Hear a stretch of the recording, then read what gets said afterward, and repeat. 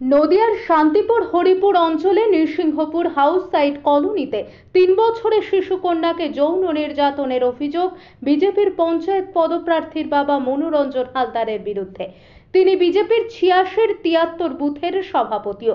বর্তমানে হাসপাতালে চিকিৎসাধীন নাবালিকা কন্যা। ঘটনাস্থলে বিশাল পুলিশ বাহিনী। হাসপাতালে এসে শিশু কন্যার পরিবারের সাথে কথা বলেন রানাঘাট পুলিশ জেলার উচ্চপদস্থ পুলিশ আধিকারিকরা। নির্যাতিতার বাবার অভিযোগ, তিনি পেশায় দিনমজুরে। হঠাৎ দুপুর ১টা নাগাদ তার স্ত্রী তাকে ফোন করে সমস্ত ঘটনা জানায়। এরপর বাড়িতে ছুটে আসেন তিনি। পরিবারের দাবি, অভিযুক্ত মনোরঞ্জন হালদারের নাতির সাথে ওই ৩ বছরের শিশু কন্যা অভিযুক্তর বাড়িতে খেলতে যায়। এরপরে ঘটে যায় এই মর্মান্তিক ঘটনা। হঠাৎই ওই শিশু কন্যা কাঁদতে কাঁদতে বাড়িতে এসে তার মাকে জানায় যৌনাঙ্গে যন্ত্রণার কথা। তখনই জিজ্ঞাসাবাদ করতেই সমস্ত ঘটনার উদ্ঘাটন হয়। সাথে সাথে শিশু কন্যাকে নিয়ে শান্তিপুর থানার দ্বারস্থ হয় পরিবার। এরপর অভিযুক্তের বিরুদ্ধে একটি লিখিত অভিযোগ দায়ের করা হয়। যদিও ঘণ্টা খানেকের মধ্যেই অভিযুক্তকে গ্রেফতার করে শান্তিপুর থানার পুলিশ। পাশাপাশি শিশু কন্যাকে মেডিকেলের জন্য পাঠানো হয় শান্তিপুর হাসপাতালে। পুলিশ সূত্রে জানা যায়, আগামীকাল পক্স মামলা রুজু করে অভিযুক্তকে আদালতে তোলা হবে। অন্যদিকে শিশু কন্যার বাড়িতে ছুটে যায় তৃণমূলের প্রতিনিধি দল। এরপর প্রতিবাদে রাস্তায় বসে বিক্ষোভ দেখাতে শুরু করে তৃণমূলের পক্ষ থেকে। নেতৃত্ব দেন শান্তিপুর বিধানসভার তৃণমূল বিধায়ক ব্রজকিশোর গোস্বামী সহ তৃণমূলের অন্যান্য নেতৃত্ব। যদিও এই ঘটনায় এখন চরম উত্তেজনা গোটা এলাকায়। নদিয়া থেকে জগন্নাথ মণ্ডলের রিপোর্ট। আপনারা দেখছেন আরবিপি টিভি বেঙ্গলি নিউজ চ্যানেলটা। ভালো লাগলে সাবস্ক্রাইব করে সঙ্গে থাকুন সবার আগে খবর দেখার জন্য। আর যারা আমার চ্যানেলটা দেখছেন তাদের অসংখ্য ধন্যবাদ আমার চ্যানেলের পক্ষ থেকে। শুনতে পেয়েছেন আপনারা? ওর মা কান্নাকাটি করতে করতে আসছিল, বাচ্চাটার মা।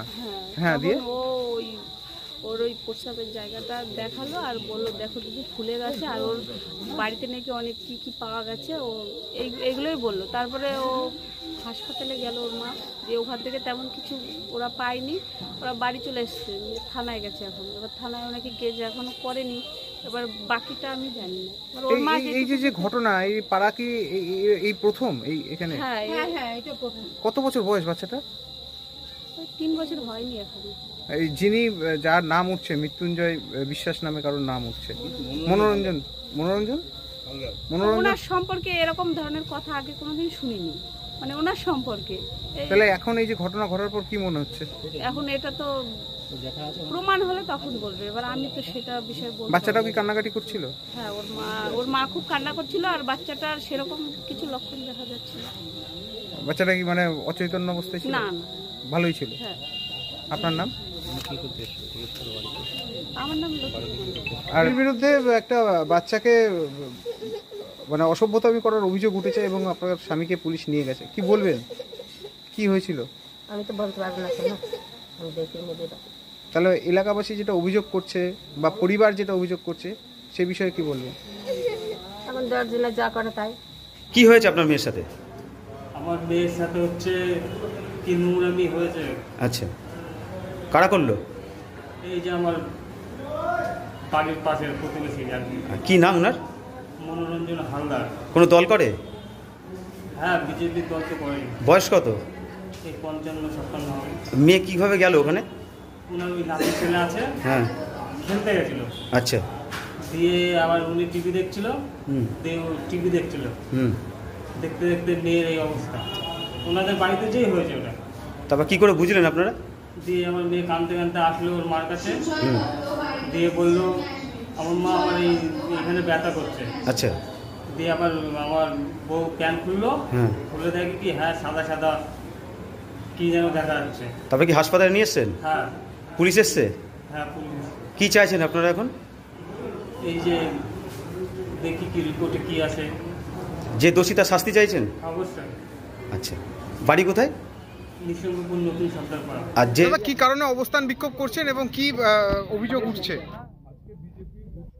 মনোরঞ্জনের বিরুদ্ধে আমরা সবাই রাস্তায় নেমেছি। আমাদের ছোট বোনের ওপর যে নির্যাতন হয়েছে একে আরজি করার আবহাওয়া এখনো কাটেনি, তার মধ্যে একটা আবার নাবালিকার এই যে ঘটনা কিভাবে দেখছেন একজন তৃণমূল বিধায়ক হিসাবে? এটা দেখার তো কোনো বিষয় না। বিজেপি তার রূপটা, তার কঙ্কালসার চেহারাটা প্রকাশিত করে গেল আমাদের সামনে। আমরা আমরা প্রথমেই বলেছিলাম আরজিকর কাণ্ডে নির্যাতিতার ফাঁসি চাই।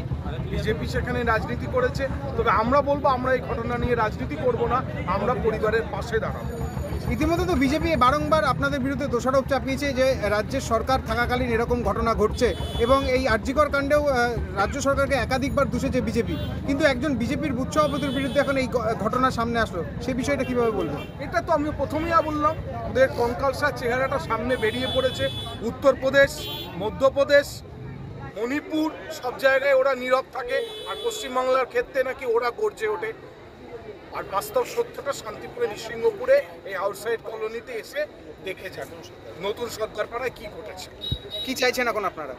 ফাঁসি চাইছি, অপরাধী ফাঁসি চাইছি। অভিযুক্তকে তো গ্রেপ্তার করেছে ইতিমধ্যে পুলিশ, পুলিশের ওপর কতটা আস্থা রাখছেন? নিশ্চিতভাবে পশ্চিমবঙ্গের স্বরাষ্ট্রমন্ত্রী, আমাদের মুখ্যমন্ত্রী মমতা বন্দ্যোপাধ্যায়ের পুলিশ কতটা তাৎক্ষণিক সিদ্ধান্ত নিয়েছে, কতটা গুরুত্বপূর্ণ সিদ্ধান্ত নিয়েছে, এর থেকেই বোঝা যায়। আপনারা সিবিআই কিভাবে আরজিকরের বিচার করছে সেটা আপনারা দেখছেন। আপনারা যখন এই অবস্থান বিক্ষোভ বা পথ অবরোধ করছিলেন তখন এলাকার কয়েকজন মহিলা এসেছিলেন এই অবস্থান বিক্ষোভ না করার জন্য কথা বলতে, সে বিষয়টা কিভাবে বলবেন? আমরা নিশ্চিতভাবে দেখব, আমরা ছেড়ে দিয়েছি এমার্জেন্সি করে সেটা এখানে আপনার নাম বলছেন? প্রযুক্তি